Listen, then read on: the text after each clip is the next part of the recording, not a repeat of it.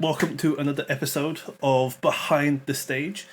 This week I have the wonderful, the illustrious, the amazing Tempest Rob. Hey Rob. Hello, hello. Rob, for those that don't know you, I'll give a brief introduction, but I'm gonna miss out a lot, and I want you to fill me in. You Sure. are a photographer of esports, mainly esports. You've been doing this for at least 10 years. Good. I'm getting there. And you've covered a wide range of events, not just fighting games, but you've done Correct. BlizzCon, you've done Overwatch League, Call of Duty. Yep. Cool. I did do some research. I'm not just doing this off the cuff. What have I missed? So, people that don't know you, what would you say to them about yourself? Yeah, I am an esports photographer. I've been in the scene for over 10 years. I started around 2011, just shooting little local events. By 2014, I was shooting Evo and BlizzCon and all sorts of stuff. And in 2016, I went full-time freelance and have been doing that ever since. How have you been finding it? I mean, it's the freelance life is a roller coaster. Definitely. And esports is a roller coaster. So you're like on a roller coaster on a roller coaster. Yes. Yeah, definitely. Trying to join you on that front is no easy task. So you've been in the industry for so long. I've worked with you at least once officially on Combo Breaker, 4 years ago now even. And like you've said, you've covered many at Evo, which has just gone, one of the largest fighting game events ever, and the biggest Evo ever currently that has just passed in Vegas.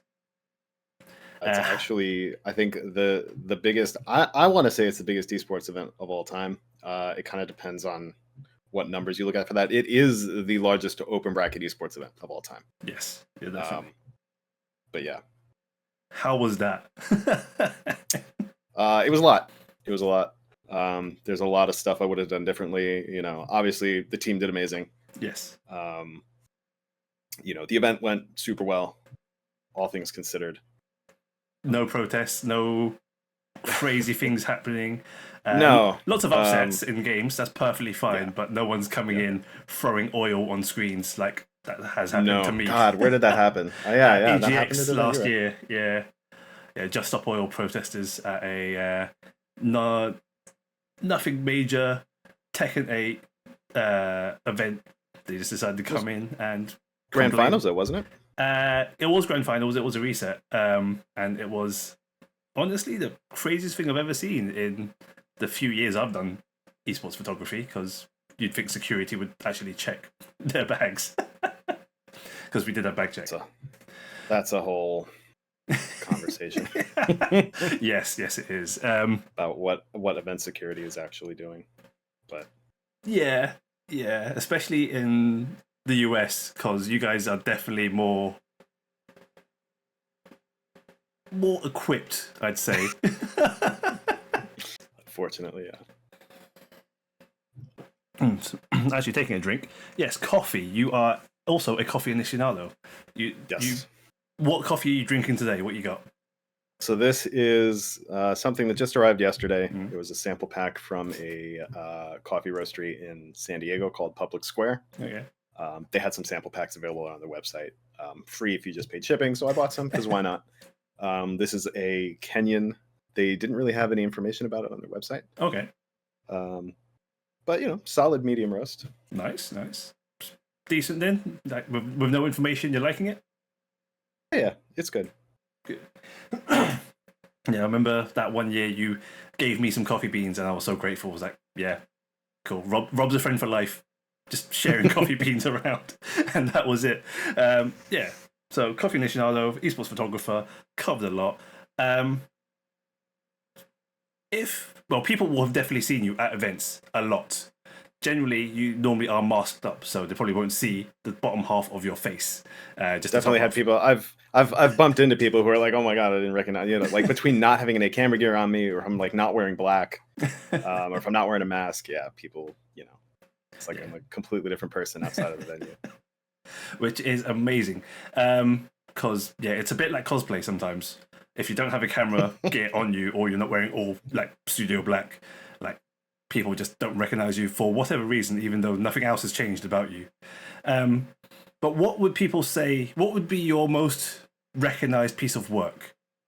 Would you say? Ooh. I think it depends on who you ask. I have kind of like different audiences from over the years. And it's funny, like, back when I was doing kind of a wider variety of events, like I'd shoot a Counter-Strike event and I get a bunch of Counter-Strike followers, and then I'd shoot like a fighting game event and I'd lose a bunch of Counter-Strike followers and get a bunch of fighting game followers. I think for a while I was most known for Overwatch League. Just because I was producing, I was there every single day of Overwatch League. And you were pumping out numbers every single day. So I think, for a long time, that's what I was known for. I think now more fighting games, and just, I think I've kind of established myself as like an esports generalist, right? Because I do work for Riot. I do work for Nintendo's events. I do a little bit of everything. Yeah, no, definitely. Yeah, for those that don't know, I'm just going to rattle off this year of events you've done. So going backwards, we've had Evo. You've had Combo Breaker, obviously. You haven't worked CEO yet this year. Yep. It hasn't happened. But you've done the Nintendo Pokemon event, which was in... Where was that one? That was in New Orleans. New Orleans, yeah. Speaking of New Orleans, you also did Mortal Kombat, the Final Kombat. Yep, did. That was in Toronto. So you've been around this year already. That's the big four I remember you doing. And also, obviously, Riot, you've done a lot of Valorant work lately, bit of League as well. What else have you covered this year so far? So, fun fact, I keep a spreadsheet of every single event I've ever done. Okay. All the way back to 2011. Jeez. So, I've had some other people who work in production who are like, man, I kind of regret not doing that. And so I make sure to, like, every single event goes in here, how many days it is, where it was, what games I covered, all of that. Bit like a diary? I mean, it's very much a spreadsheet. Yeah. So there's no recaps. There's no like thoughts and feelings. It's just, these were the dates. This was the event. Here's where it was. Okay. Fair. So this year I did Tekken Finals. Yeah. Oh yes, of course. Dragon Ball Finals, Genesis Capcom Cup, SNK World Finals, Arc World Tour Finals, Valorant LCS. Some Scholastic esports events for Nintendo, Combo Breaker, MK Finals, Pokemon in New Orleans, Evo. I'll be at Pokemon Worlds in a couple weeks in Hawaii, and that's all I have right now. I don't have anything booked after that. Oh, really? Which is a little scary. That's the joy, I guess, is one way to describe it. The joy of being a freelance photographer, right? Yeah. Yep. The gig economy is what you can find, and with someone of your skill, and listing off just this year alone portfolio of work, you'd hope someone would be able to pick you up and ask you to go somewhere to take photos. And speaking of taking photos, it's not just event work you do. You do a bit of fashion work as well. I've retweeted a few of your tweets. Our good friends at Tenno, they are into clothing, not just clothing, but merch in general, and you've managed to take a few of their shots in some wonderful lighting. So I've for a very long time, I've kind of recognized that I need to broaden my horizons a little bit. Esports is great, but like I said, esports is a roller coaster inside of a freelancing roller coaster. And so for a long time I've known like I need to expand my horizons, and then COVID, pandemic era, all of that. For a long time I had nothing, literally nothing. And so that kind of forced my hand. And so coming out of that, I've really focused more on trying to do like lifestyle, apparel, merch photos, that kind of thing. Yeah, and so I do a bunch of event work with Tenno as it is. They run production for a lot of fighting game events and a lot of other events that they white label and you don't necessarily hear about. But they're out there a lot. And so I was able to hook up with them and do a bunch of photography for their merch and apparel lines. A lot of licensed like fighting game stuff. And so it's great. So it's very much like in the gaming world. It's in the community, but it's just like a very different direction. Yes, no, definitely. And like I said, those shots are amazing. Makes me want to buy a few more t-shirts. I already have too much. You can tell by the hanging wall or door even of all the merch I buy at events. It's getting annoying how much people put out, and it's all high quality, which is the annoying part, because if it was bad quality, I wouldn't pick it up, right? Yeah. And it's just, oh God. Well, the wardrobes are full, the floors are horrible. It's bad, and yeah, that even the towel, the blanket from Combo Breaker this year is hanging on the sofa right now. Oh yeah. Just I don't need it right now; it's too warm. But yeah, so that's slightly out of the box, lifestyle, merch, apparel wear. One question that I'd like to ask other photographers that don't do it: would you consider wedding photography? I have done some weddings. Okay. It's not really my thing. It's very stressful. It's too stressful for me. I can second shoot. I love to second shoot. Jump in, shoot all day, hand the cards off to the main photographer, done. Nothing else. But having to like plan and a lot of the time as the wedding photographer, you kind of like wind up leading a lot of the parts of the day. And again, it's just super stressful. Yeah, it is. Yeah, not for me. Esports is stressful enough. Okay, so sticking to esports then, being stressful, what stress does an esports photographer like you, and we'll use Combo Breaker as the main example, unless you want to use Evo, which is, I think, a different world of stress. But like an event like Combo Breaker, US major, 1,000, 2,000 people, or even more, compared to 10,000 for like Evo. Numbers are quite wrong there, I think. But yeah, for Combo Breaker, the stress of a esports event photographer, like I could probably call you the head photographer of Combo Breaker. Yeah, I would consider myself like the producer or the lead photographer. Yeah, Combo Breaker. Yeah, and titles in our industry are mix and match. We just sort of make it up as we go along, right? Especially like, first of all, in esports, nobody knows what a producer is. Like people call like directors producers and like editors producers, and if I did what I do for video, people would just immediately, oh, he's a producer, of course. But because it's photography, it's he's the photographer. What do you mean he's a producer? It's photography. But yeah, so Combo Breaker is different because it's a very merch heavy event. Rick does an incredible job putting together an entire collection of merch every year. Yes. And it needs good photography, right, to sell it. A lot of it honestly would probably sell out regardless of what we photographed, but I like to think you guys have helped sell more because of the photography.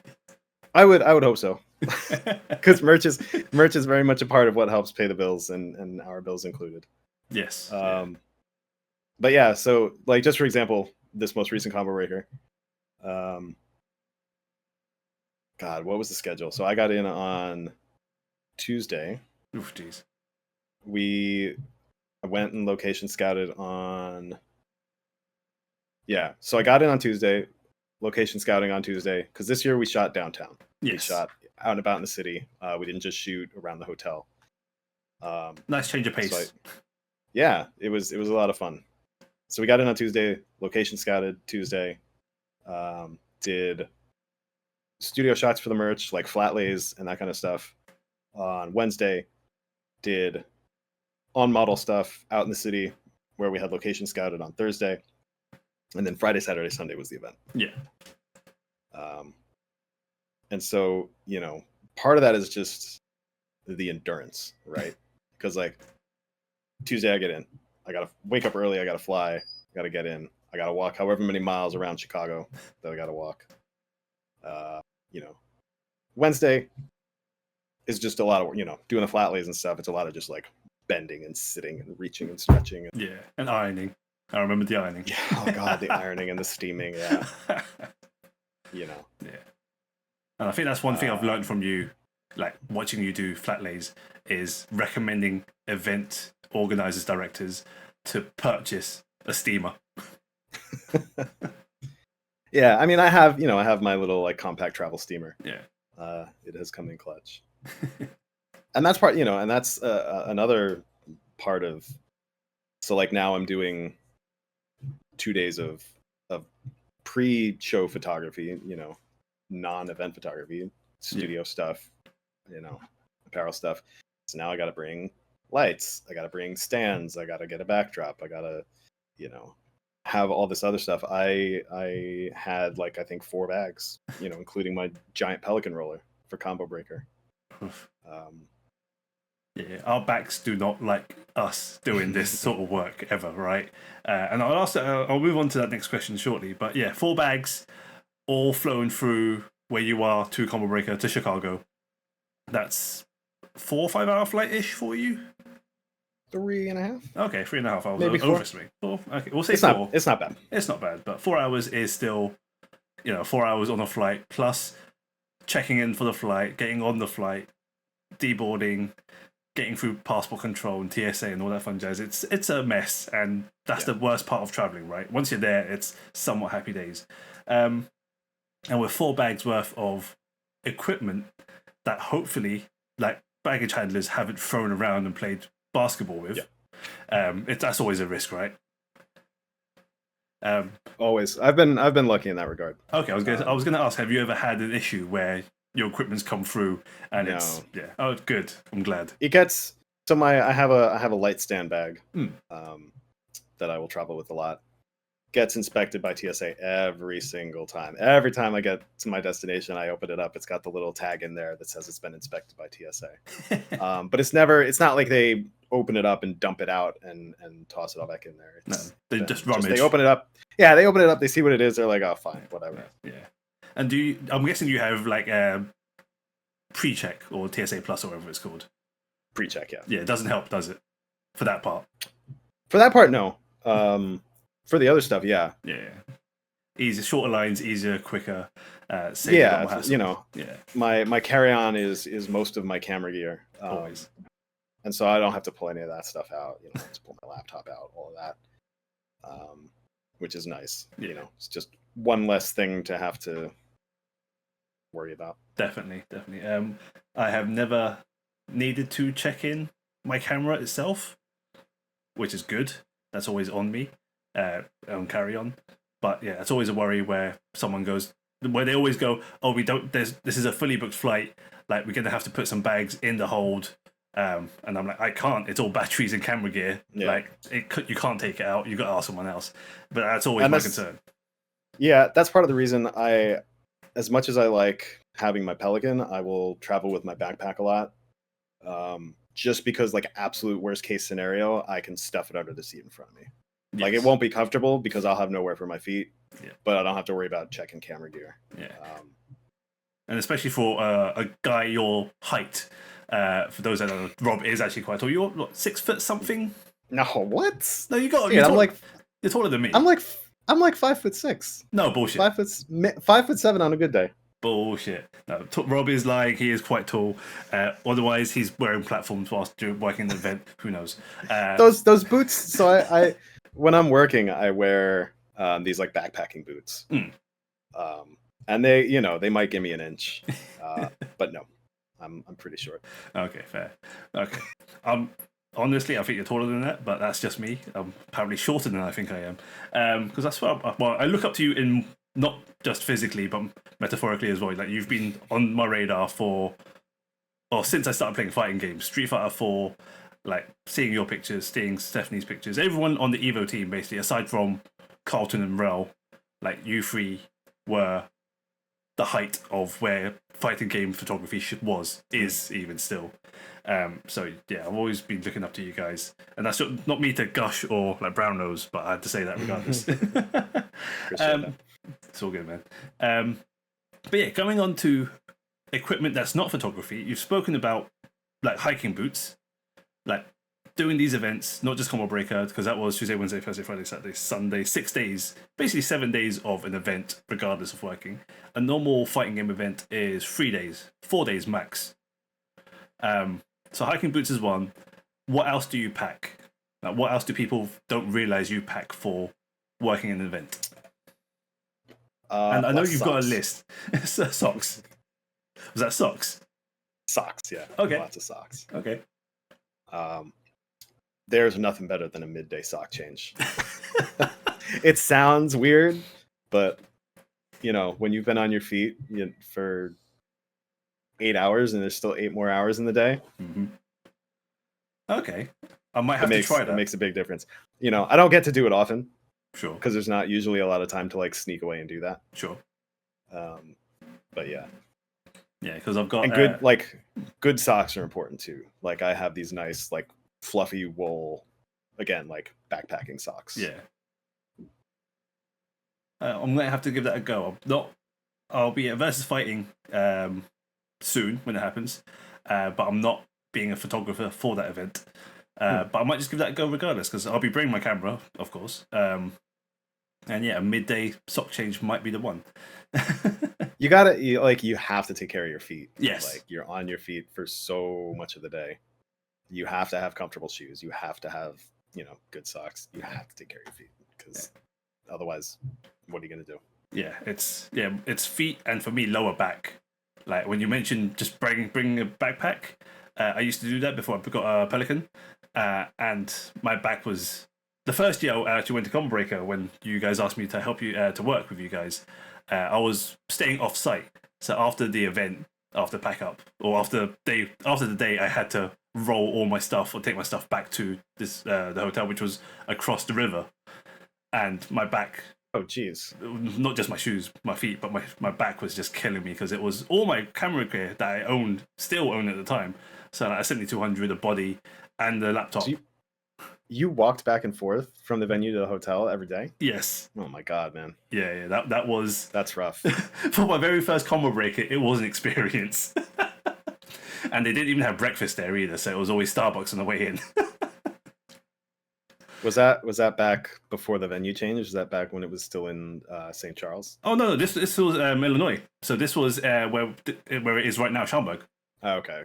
Yeah. No, I've never. This is so 4 years ago was my very first Combo Breaker. And yeah, I couldn't remember when they did the venue change. I think it was the year before I joined, or before I went for the first time, or 2 years. But yeah, before the hotel burnt down. Did it burn down, or did it just fall apart?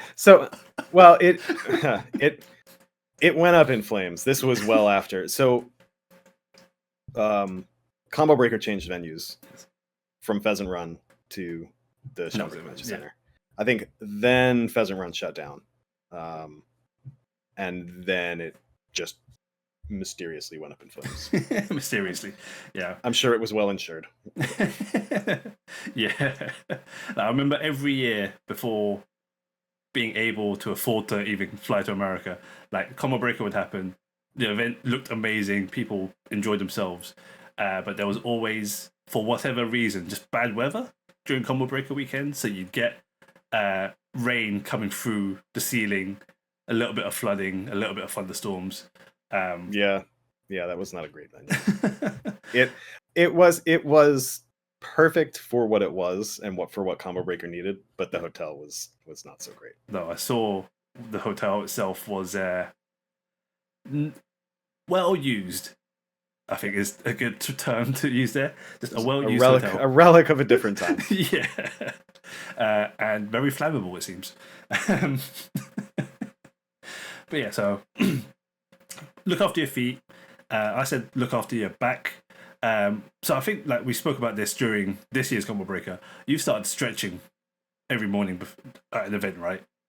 Yeah. Is this a recent thing? It is a more recent thing. Cool. Okay. much like turning 40 is a more recent thing. Yeah. But yeah, I gotta stretch a little in the morning now. 100% now. I'm Which, with you. you know, probably should have always been doing that, right? Gonna be on your feet for 10, 12, 14 hours, just stretch. Yeah. Like, it's only gonna help. Yeah. But now it's a little more mandatory than it was in the past. I think we can't win. Like doing an office job 9 to 5, you're sitting around. You should definitely stretch with that as well. And you're being on your feet for 8 to 16-hour days. Definitely got to stretch as well. So, what sort of stretching do you do? Like, I don't need the ins and outs, but give me like the basic like yoga of Tempest Rob. It's just honestly, I don't know the names of them. I used to run track in high school. Okay. So it's just a lot of those same, just like leg stretches, back stretches, some basic arm stretches, one of these and that kind of thing. Okay, fair. Yeah, and that's all you need, right? 5 minutes in the morning when you wake up. Yeah, it's not, I'm not doing like a yoga routine in the room or anything. It's just a quick like limbering up before I start my day. Yeah, I mean, I'm not sure if, now thinking about it, I'm not sure if I would like a yoga session pre-event kickoff every morning with the photography team. Sounds interesting, but getting all of us up at that early and doing that doesn't sound like a great idea. So yeah, maybe that's the next big thing. Maybe like yoga with Rob. Let's go. I'll see you on YouTube. So Combo Breakout this year was 6 days. Talk me through any other event then that's not 6 days. Like talk me through your favorite event that you've done. Yeah, I mean, so any 3-day event really is going to be 7 days of work, right? You got prep day, travel day, event, home day, travel home, and then like unpack and back up your files and finish your edits and deliver everything and invoice and admin work. Yeah, that's, for me, that's a pretty standard event. May or may not, there may be more or less prep involved, depending on kind of what I'm doing, what I'm delivering. Some events I just grab my backpack that's already got the stuff in it and I'm good to go. Some events I got to bring lighting, some events I got to bring little extra lenses, tripods, that kind of thing. But yeah. Okay, yeah. Like I remember, again, pre-Evo prep work. Like you found out more stuff you had to bring or buy, and you shared out that screenshot of your list, and it was just everything, pretty much everything, and the kitchen sink. Like I'm not sure anything was missing, right? No, Evo, I bring almost every single thing that I own. Yeah, and I even like last week I went back through the list and I was like, what didn't I need to bring? And there wasn't a whole lot that there were things there was like a handful of stuff I didn't use, sure, but there was nothing there where it was like, oh, I shouldn't have brought that, or like I wasted space bringing that. Yeah. Almost all of it got used, and the stuff that didn't get used was just because I didn't run into a situation where I would have used it that time. There easily could have been, I could have used the stuff that I brought previously. And again, like I said, like I mentioned earlier, like it's sort of comparing apples to oranges when you compare a fighting game major like Combo Breaker to Evo, the biggest online open bracket fighting game event. There's a lot more involved in helping run, set up, produce, develop Evo than Combo Breaker. I'm sure Rick will say otherwise when I have him on here. But one's for love and one's pretty much a business at this point. Convention, maybe you could call it, for Evo. I'm not sure. Yeah, in a way. Yeah. I mean, you could say really Evo is even like multiple. You have the expo, you have the tournament, you have the arena. In a way, those are really like three. They're all under the same roof, but they're really kind of three separate entities within the event. Yeah, definitely.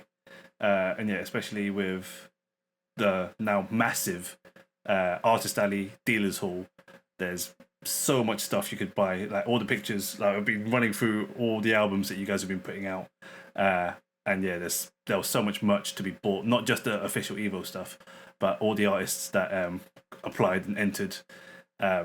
It was a proper marketplace, and just, it was tremendous. Yeah, it was crazy. One day I will experience that because Evo's still on my list. I just can't afford flying out and staying out of Vegas for a few days. It's a lot. It is a lot. But saying that, they did announce Evo EU, which was on my bingo list this year. Nice, France. Hopefully, I'll get to see you there. Yeah, we'll see. I don't know. The logistics for the non-Vegas events are always a little different. Yes. Just by nature of being not Evo Vegas. Yes. Like Evo Japan, I haven't been out there since 2020. Of course. Just a logistical / budget / operational type thing. Yeah, and that's just business, right? Like I don't expect to be hired for a West Coast event when I'm based out in the UK, because that's a hell of a flight and then some. When there's other people like yourself and other amazing photographers, Rel again, you guys are stateside. It's a bit easier for you to travel and do that work. Yeah, and it's a conversation that still needs to happen. I don't know. I'm not privy to all that stuff. If we were, we're in the wrong business. And that's when. So I know they're doing the award show in February. They're doing Evo Japan in May. Oh, is it May? Evo. Okay. I think so. Okay. I think that's what they said. Yeah. And this is in October. October. Yes. Yeah. So I mean, that's all. There's 2 Evos between now and that. So. Yeah. A whole lot of planning to go. Which is crazy to think about. Yeah, 2 whole Evos. That award show, I'm interested to see what it's about. I'm assuming an invitational of some sort. But I will have to imagine there would. I'd be very surprised if there weren't like some show matches or something. Yeah. At the very least. Yeah. Like, unfortunately, we've had the new generation of games come through. So Street Fighter 6 has only been out for 2 years for Evo, and Tekken 8 only once, because it was Tekken 7 last year still, right? Yep. Yeah. So you can't really have a champion of champions of 2 Street Fighter 6 top players versus like Tekken 7 versus Tekken 8 number 1. But no, hopefully, invitational, some sort of show matches. I will be pleasantly surprised regardless of what happens with the award show. And Evo Japan, still haven't done Evo Japan either, but all I hear is good things. It's been recovering quite well considering how it ran previously. And there's lots of news on that online, so you guys can check it out. So elsewhere, I won't badmouth Evo that much. And Nice looks like a wonderful place. It's literally next to Monaco, so that could be quite interesting as well. And south of France in October. Hopefully it won't be too hot, because again, Europe and the UK don't really believe in air conditioning. So if we have sun, hopefully there's a breeze too, and a good breeze at that. But I saw pictures of the venue because one of the commentators, Damascus, he actually lives in Nice right now. And he said there is a yearly theme park inside the venue. So it looks quite large, quite massive. So I am, again, hopeful for that. And being France, that's a 2.5-hour flight for me. So I'm definitely going to that at least. Working it or not, that's just, fun. Because who doesn't want to say they've been to an Evo? Yeah, right. And I will ignore the discussion around should Evo stay at one location and be the world championship. Yeah, I mean, I don't know. I have no opinion. No. Like we're not the competitors. I try not to be, at least. Like, I am here to take photos and have a good time, see everyone, and soak in the emotion. Because goddamn, there is a lot of emotion in these events. One day I'll be a competitor again. I mean, you've been putting time into Tekken out here. A little bit. A little bit. I'm still not sure I'd do any better than 0-2, but 1 and 2. We'll take 1 and 2, not 0 and 2. I would take 1 and 2. Yeah. Better than me. I've bought Tekken. I haven't touched it yet. I bought Street Fighter 6, and all I've done is about 30 minutes of World Tour. So you're doing a lot better than I am on that front. I just keep getting ideas to do crazy stuff like this podcast, which I should probably actually explain to you why I'm doing this podcast, shouldn't I? Because haven't done that yet, have I, to you, Rob? No. Okay, so behind the stage is basically an idea that spawned off of Esteban's tweet about developing and nurturing new talent for production and anything behind the stage. Because he said the run from like Combo Breaker CEO Evo can be killer. Like you get burnt out. There's back-to-back events for a lot of people. And so this is a chance for me to find, grab, and talk to people like yourself that work technically behind the stage, behind the scenes. You're taking photos and seeing where we can develop and get people involved. Because like you're 40, I'm 35. We're all getting on a bit, to say the least, and trying to get more young blood into not just the photography side, but like stream production, bracket running, TOing, creating new events, because God knows we need more since post-pandemic. And so that's the whole point of this podcast that I'm doing. Very cool. Trying. Well, we'll see where this leads, because it could run quite quickly, or it could just be like something that it keeps on going. Because, yeah, get some ideas. Obviously, focusing within fighting games right now, because that's my bread and butter as well as yours, and where we live in for a long time. But with Combo Breaker, with Evo, I keep going back to these two because they are more of a group effort, team effort. A lot of people are involved. You could correct me if I'm wrong here, but Pokemon and Tekken World Tour Finals and the Mortal Kombat stuff, that was solely you, right? That wasn't anyone else, really. No. So Pokemon actually was me and Steph. Okay. Oh yeah, of course. Tekken World Tour was me and Lee. Yeah. MK Finals was myself, and they did have another guy. I forget his name. I feel bad. Yeah. He was Toronto local, I believe. Okay. Yeah. So it was not 100% solely me on all those. No. Cool. Okay. Good. That leads to my next question then, which is a two-parter. The first part is working with other people is a great thing. What do you like about having other people to work with? Not having to be the only person who can get a shot all the time, every time. Yeah, we can't divide ourselves, right? Like, I can do it, but man, that's rough. Mm-hmm. And I can't get every shot every time. Like, I can do it. Winning moment, I can be in the back of the room, I can get the wide winning shot, run up, get the close up, trophy lift. Like, I can do it. But it's hard. Ain't pretty. And there's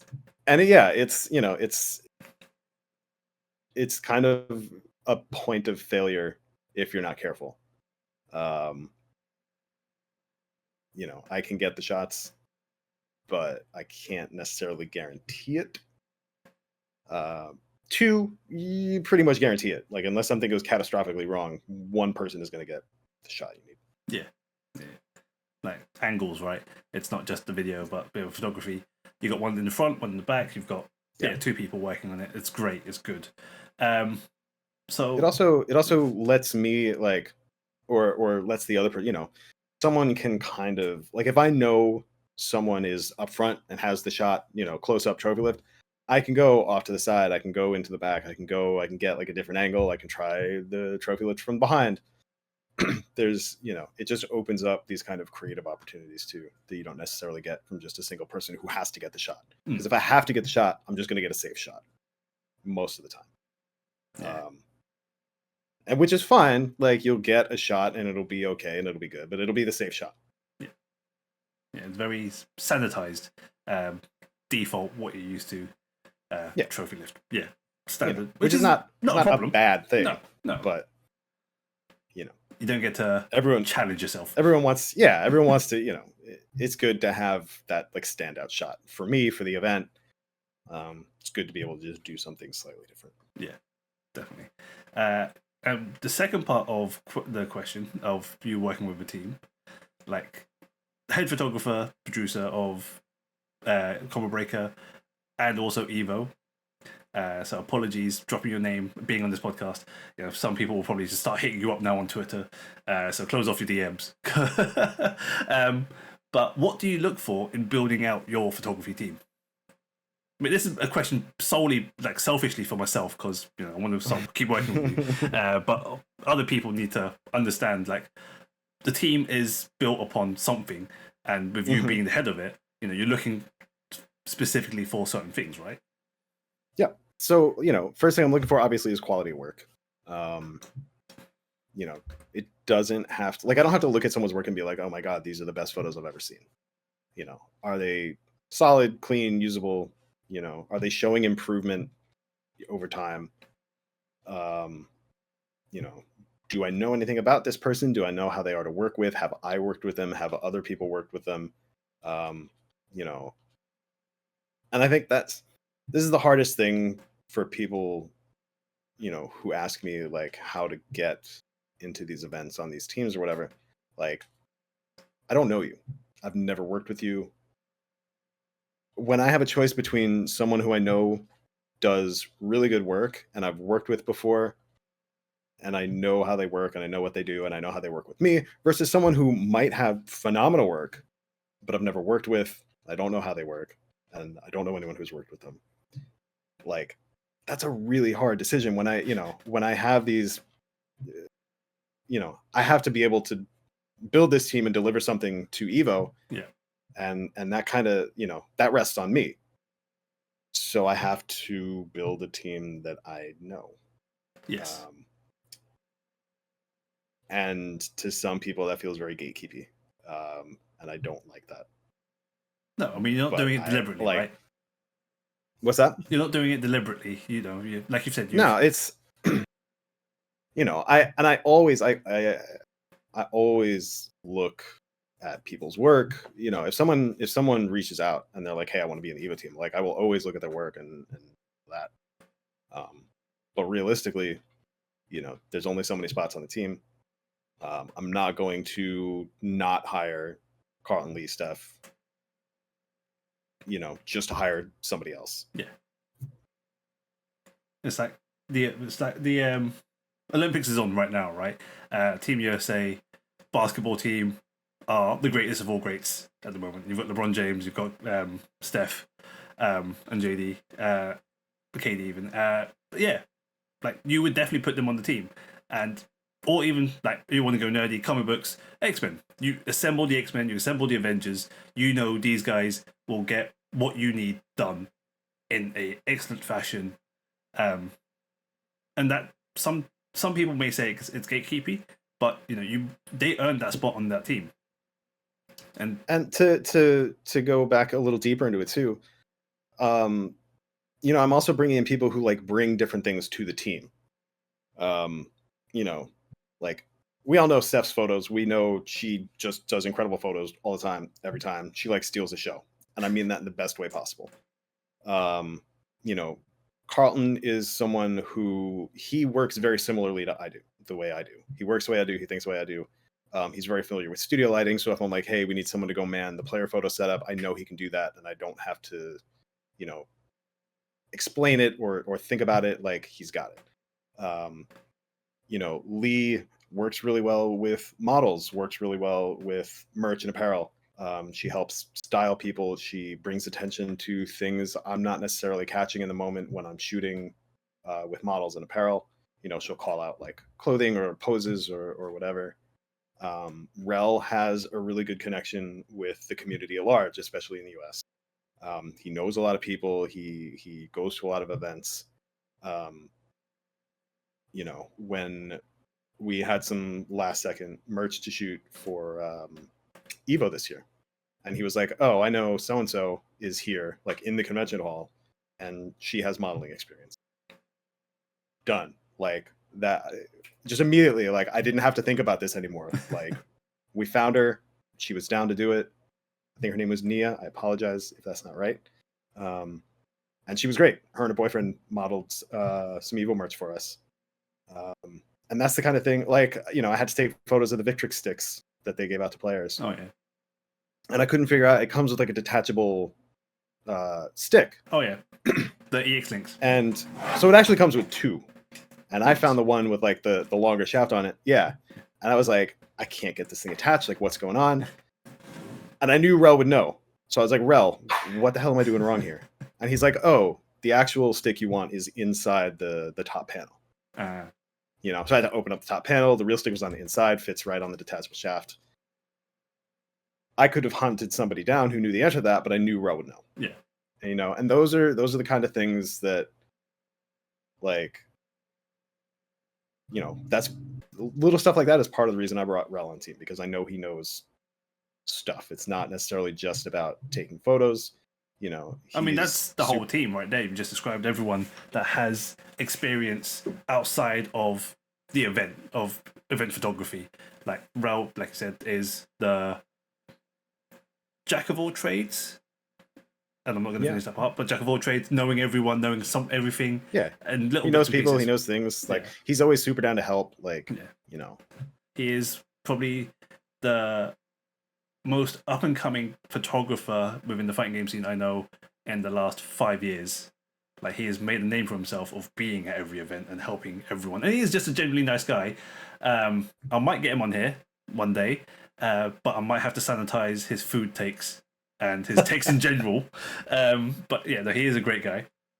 Carlton, like I said, lovely guy. I love working with him. I love seeing him. He's got the studio experience that you want. Lee, again, fashion, modeling, and all of that. That's not event space, fighting game stuff. And Steph, like you just mentioned, is just stealing the show. And you being the mastermind of it all, you are Iron Man. Yeah, you know, and my goal, you know, especially for an event like Evo, is to just set everybody up so that the only thing they have to think about is the stuff they're good at, right? You know, I'm figuring out schedules, I'm looking at shot lists, figuring out who should be where and when. You know, I'm dealing with other producers and directors and, you know, arena stage managers and stuff like that, so that they don't have to worry about like where they need to be or should or shouldn't be. You know, trying to be that kind of buffer so that everyone else can just do their best work. Being that manager, basically being a manager for the team, right? Just to and still shooting the event and still covering the event. So yeah, you're you can tell me to stop talking about your history prior to taking photos, being a photographer, but you were in tech before, right? Yep. Yeah. I was I worked in IT. I started doing like help desk, wound up doing like database and ERP admin work before I bailed on all of that to be a photographer. Fair. I'm running down that same path, slightly slower, but I'm gone there. I'm in IT. And yeah, like being a manager, but also still technically capable to do the day-to-day work is a tough ask. And yeah, being able to do everything you do in the photography side in the event space and still take photos, it's a lot of work. It's crazy the amount of hours you'd have to put in pre, post, during an event just to get everything organized. Because yeah, and that's what you want, and that's why you build out a team, right? To help you answer those questions that pop up, those problems that pop up, and go, who is the best person to go fix this issue? And that'll be Rel, Steph, Lee, Carlton, whoever's on your team. And yeah, you five are the greatest in the fighting game scene. I think so too. Good. I'm glad, because which is why the second part of this podcast really is the second point of this podcast really is to bring to light everyone that works behind the stage, because there's a lot of things people don't realize about working an event. It's not just, oh, I turn up, I play fighting games, TOs are making bank and driving Lamborghinis. That's really not the case. There's a lot of effort for all of us involved. It's a community effort. Thanks, Jabali. and getting anything running up and running. So yeah, it's to say thank you to everyone involved in making an event great, because it could just still stay as a local 12 guys down the bar playing fighting games and having drinks, right? But people have made it larger, and people travel internationally, like myself included, yourself included. You know, you've traveled a bit, to enjoy this hobby, or this supposed hobby that we've turned into somewhat of a job. For me personally, you definitely a full-time job. That rambling aside, with all of that said, final question for me, unless you've got any other stories that you want to tell. Like, what is one thing people don't realize working an event that you think people should know about? Like, if people say they want to come start taking photos, actually, I'll rewind. I'll do this question first, and then I'll ask the second question because I've just remembered of one. But yeah, what do you think people need to realize about working an event and doing this sort of work, especially as a photographer? It's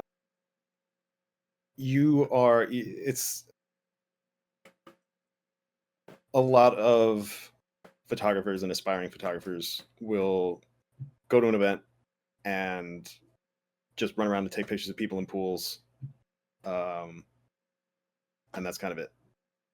And that's fine. Like, I don't make that observation in like a disparaging way or anything like that. I think it's important for people in the community to have photos of themselves at events, right? But to get hired for an event, you can't do that anymore. The amount of time I spent in pools at Evo was mostly to look for people winning Chipotle cards, right? And you're not working necessarily for the community, especially at Evo. Like, I hate to say it, but I'm working for, the sales team at Evo, by and large. Obviously, lots of tournament coverage too, lots of community coverage too, but I have, a laundry list. I got to get people winning Chipotle cards. I got to get booths. I got to get ads on screens. Like, there's a lot of just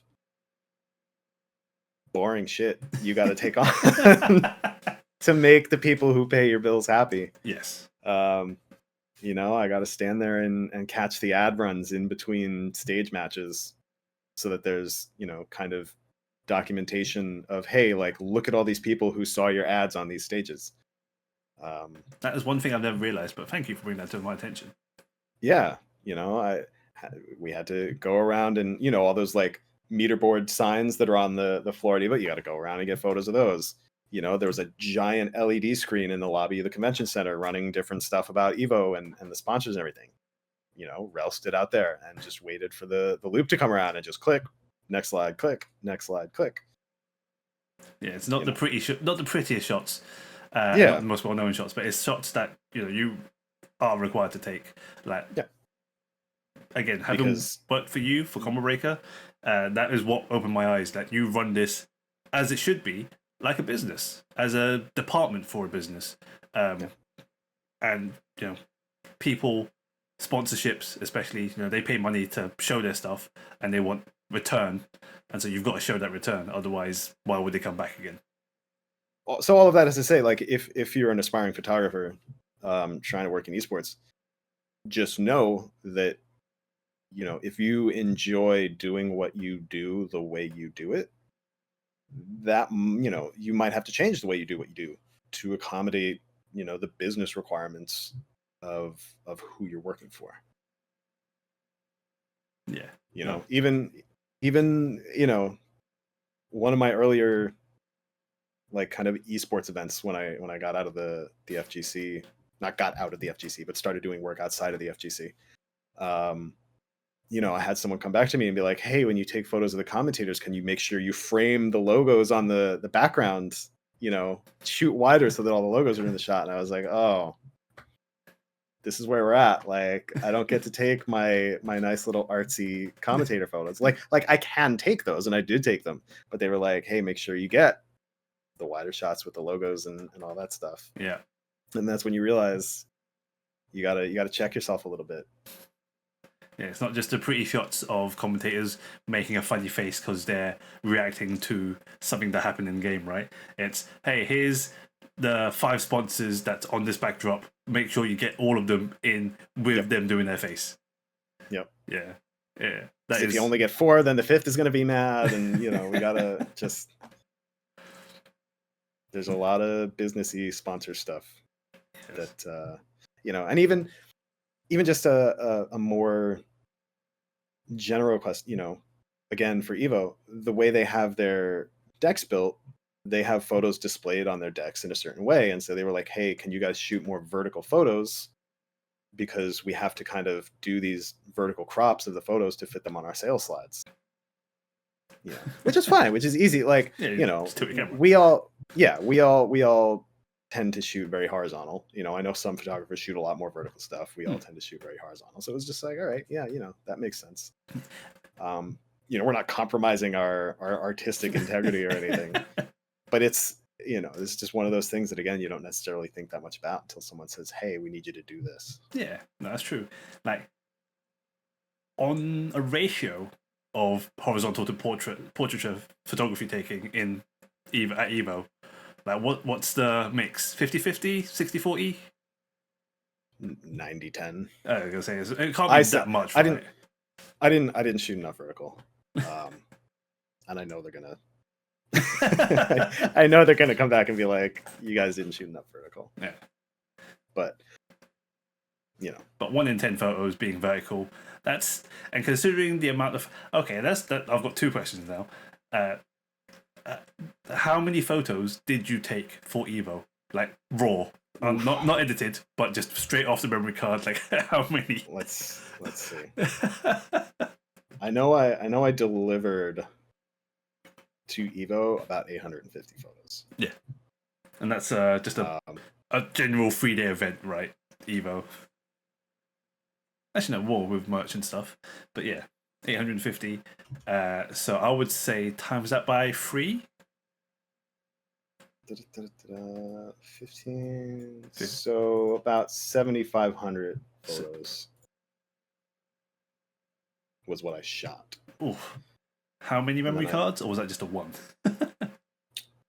Just one. Just I shoot dual cards. I shoot dual cards in the cameras. Raw to both. But okay. Yeah, it was 128 gig memory cards in the cameras. I shoot the compressed raw. Oh, okay. It's lossless compressed, but it's substantially smaller, especially on the R5. It's like 45 megapixels. Like, nobody needs uncompressed 45 megapixel photos. Yeah, I would say like my NAS drive is filling up significantly since I started to take a lot more photos again. And yeah, compressed RAW might be the way forward, even on the A7 III. And I think my public gallery of Evo was about 400 photos, something like that. Yeah, I will link your albums because you've got 3 links for day 1, day 2, and for day 3 in the description below. Yeah, for those that have stayed listening for this long, thank you. Please like and subscribe whenever this comes out. But yeah, my other question of not just the amount of photos you've taken, back to building out your team. You've said people have to. You look at people's work, see how they're developing, see what they can deliver, and also see if you've worked with them before or know anyone that have worked with them. I guess the answer to this question might be just, hey, get out there and network. But what would you propose to people trying to break in to the scene, to this job? Yeah, go shoot events, go network with people. Don't try to make Evo your first event, your first, like... Even I'm not that crazy. Shoot. Yeah, but a lot of people are. They think, like, a lot of people set their sights a little too high and think like they need a big break instead of just like working into it. Go shoot like if you can make your local look good, you can make anything look good, right? Go shoot your locals. Go. And part of the problem with this question is, like, I did what I did 10, 12 years ago now. Sure. So like the answer to how do I break into this is completely different now. Yes. The event space is just completely different. There's way fewer like mid-range and small regional events than there used to be. But yeah, just you gotta shoot, you gotta network. I think shooting work that is not just event work is really valuable. I see a lot of esports photographers doing portraits, doing cosplay, that kind of thing. And I think that's a lot of I see in the wider photographic community. I always see people like niche down, niche down, niche down, just like zero in on this one thing and only do that and just be the best at that. But I think in esports, if you want to focus on esports and gaming, you kind of have to be able to do a pretty broad range of work. Yeah, no, I agree with that. Like when I think it was you that posted about niching down of like in the wider photographer scene, right? It's like I would love to, but the scene we're in doesn't really have that sort of bandwidth and money to back us up to say we can niche down and focus solely on this thing. We do have to broaden our horizons. And yeah, I'm doing more. I'm back doing cosplay again after 15 years of not doing cosplay photography, and building out skills of posing, as well as texture and fabric, because goddamn cosplays have evolved in the last 20 years. And yeah, like I said, when you started to now, completely different. But I think I'll definitely echo the sentiment of if you can make your locals look good, look great, you can make anything look great. Because the locals don't really have the budget, right, to have amazing lighting to even light up the players, let alone the commentators. Have a very small venue. It could be someone's back room or garage even. And if you can make it look amazing and capture the essence of a big event, I think you're onto a winner. I think it's also good just like photographically to learn other areas. Like I would never call myself a landscape photographer, but I read about landscape photography. I looked into landscape photography. I will occasionally, if I'm out with my cameras, shoot some like landscapey type stuff, and learning what I learned about that helped me take better, like, wide scale venue photos. Learning about dynamic range, learning about, depth of field and all those things, and how my settings affect the way those kind of shots look. Or how I can take a photo of a pitch black venue with a bright screen and get everything to balance out. That is an art. That is an art. That is. Street photography, I would never call myself a street photographer, but I read about street photography and I learned about street photography, and putting that into practice at events kind of teaches you about like looking for moments, looking for backgrounds, looking for subjects and foregrounds and all that kind of thing. There's a lot to be learned in other areas. 100%. Final question, and then I'll let you go. So thank you very much for your time, Rob. Of course. Outside of event photography, you've just mentioned a bunch of different types of photography: street, fashion, landscape. Do you carry a camera around that's not your phone whenever you go out? And B, what sort of photography do you like taking when you're just out and about? Do you ever go on photo walks? So the answer to A is unfortunately not really. Okay. I want to pick up. I wish Canon would make a G7X4. Yeah. Because I went on vacation in the fall of last year and I rented a G7X3 to take with me. It was a great choice. Like it's this super little like pocketable camera. It has like a 24-105 equivalent lens on it. It was really great to have around with me. But they go for like $1,000 on eBay because point and shoots are hot right now. Yep. So, thanks, TikTok. Yeah. So I haven't picked one up yet. No, I mostly, I have a bunch of film sitting here that occasionally, like very occasionally, I'll just like take for a walk around and shoot a little bit. But no, I don't do a lot of like photo walks and stuff. Sometimes I'll just walk. Fair. I might happen to take photos, but I don't often go out with the intent of like photographing stuff. Yeah. I mean, you do it for a job. Why would you want to do it outside? Well, I mean, you should be, and I should be. Yeah. But I don't as often as I should. Yeah, I think that's a sentiment a lot of people feel in lots of regards, not just in photography, right? So don't worry, I'm with you there. I have started at least carrying a sling and putting like the G7X Mark 1 in my bag. So take a few shots wherever I see. But saying that, you put me onto the new lens for a lot of cameras, a dispo lens. That has made my camera body at least very tiny, and I might just be rocking that for my holiday coming up instead of the G7X. Because it's, for those that don't know, it's a disposable camera's lens that will fit onto your DSLR body or SLR body.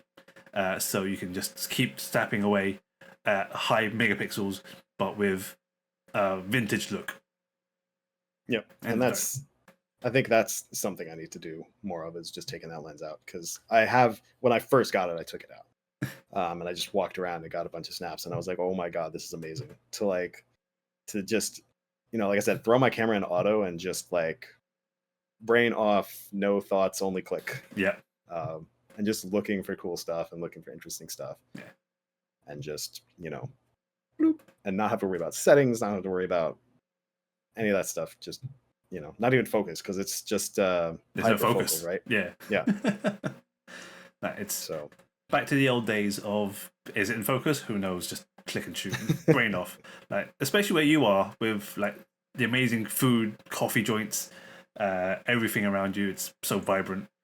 From the pictures I've seen, at least. Like, yeah, I'd say probably I'll do the same. Grab the lens, just go, grab a coffee, and whatever comes. okay. But yeah, no, I've taken a lot of your time already. We're just over an hour mark, so I've got all my questions done. Is there anything you want to plug? Anything you want to say before we wrap up? No, not really. I appreciate the support. I appreciate the kind words. Appreciate getting to chat about my work a little bit. Doesn't happen often enough.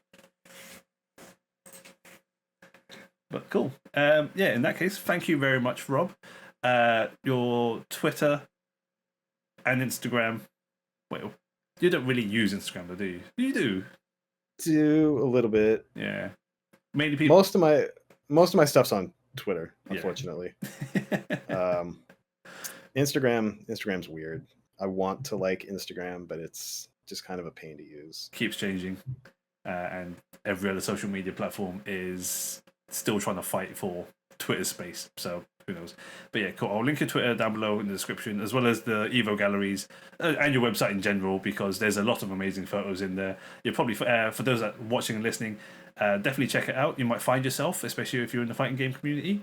Rob has covered so many years of work, and yeah, just keep throwing support. And if you ever see him at an event, don't try and stop him, but do try and say hi. If he is walking with intent, there is a reason. And there's normally a fire to be put out somewhere that needs a photographer. Cool. Thank you very much for those that stayed on. Thanks for listening. Thanks for liking and subscribing. I'll catch you guys later. Peace.